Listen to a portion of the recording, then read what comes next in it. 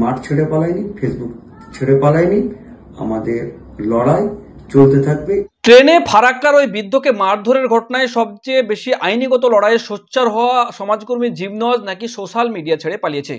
সম্প্রতি বিজেপি নেতা তরুণ জ্যোতি তিওয়ারি এক ফেসবুক পোস্টের মাধ্যমে এমনই দাবি করে একটি ফেসবুক পোস্ট করেছেন। শুধু তাই নয়, আপনারা দেখতে পাচ্ছেন তিনি কার্যত হুঁশিয়ারি দিয়ে বলেছেন পালিয়েও পার পাবে না, গণতান্ত্রিক উপায়ে আইনের মাধ্যমে তার ব্যবস্থা নেওয়া হবে। আর এই ফেসবুক পোস্টের পর থেকে বা এই তথ্য ছড়িয়ে পড়ার পর থেকে মিশ্র প্রতিক্রিয়া কমেন্ট বক্স থেকে সোশ্যাল মিডিয়ায় দেখা যাচ্ছে। কেউ ভাবছেন সত্যিই পালিয়েছে জিমনজ, কেউ ভাবছেন হয়তো না, তিনি হয়তো অন্য এর পেছনে গল্পটা রয়েছে। নানান রকম মিশ্র প্রতিক্রিয়া দেখা যাচ্ছে, পক্ষে বিপক্ষে নানান রকম কথা। কিন্তু বাস্তবতা কতটুকু সত্যতা জানতে আমরা যোগাযোগ করেছিলাম এই সমাজকর্মী জিমনজের সঙ্গে। তিনি ঠিক কি জানিয়েছেন দেখুন। গতকাল থেকে অনেকেই আমায় হোয়াটসঅ্যাপে মেসেজ করেছেন এবং মেসেজ করে জানতে চেয়েছেন যে আমার ফেসবুক অ্যাকাউন্টটি দেখা যাচ্ছে না কেন।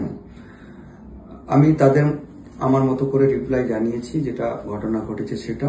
আজ সকালবেলাতে তরুণ জ্যোতি তিওয়ারি নামে বিজেপির একজন নেতা, তিনি আমার ফেসবুকের পোস্ট স্ক্রিনশট নিয়ে পোস্ট করেছেন এবং বলেছেন যে আমি নাকি ময়দান ছেড়ে পালিয়ে গেছি এবং আমার বিরুদ্ধে আইনত ব্যবস্থা নেওয়া হবে ইত্যাদি ইত্যাদি নানান কথা। তো আমি একথা সকলকে জানাতে চাই, আমি ময়দান ছেড়ে পালাইনি, আমি ময়দানে রয়েছি। ফেসবুক অ্যাকাউন্ট আমি ডিলিটও করিনি, বরং বিজেপির আইটি সেলের হাজার হাজার যারা কর্মী তারা আমার ফেসবুকে রিপোর্ট করেছে এবং ফেসবুক অথরিটি আমার ফেসবুক অ্যাকাউন্টটি সাসপেন্ড করেছে, তবে আমাকে অ্যাপিল করার সুযোগ দিয়েছে। আমি ফেসবুক অথরিটির কাছে অ্যাপিল করেছি। অ্যাপিলের রিপ্লাই 24 ঘন্টার মধ্যে পাওয়া কথা।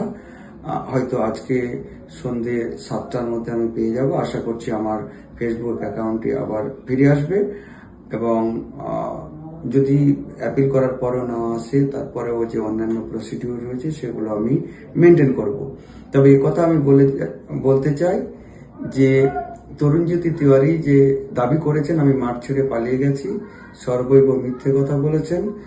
তারা ব্যাকফুটে চলে গেছেন আমার লড়াইয়ের ফলে, আমাদের লড়াইয়ের ফলে।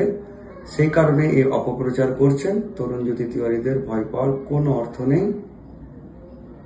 আমি মাঠ ছেড়ে পালাইনি, ফেসবুক ছেড়ে পালাইনি, আমাদের লড়াই চলতে থাকবে এবং এই বিজেপি নামক আরএসএস নামক বর্বর সাম্প্রদায়িক দাঙ্গাবাজ শক্তির বিরুদ্ধে, তরুণ জ্যোতি তিওয়ারিদের বিরুদ্ধে আমার লড়াই চলতেই থাকবে।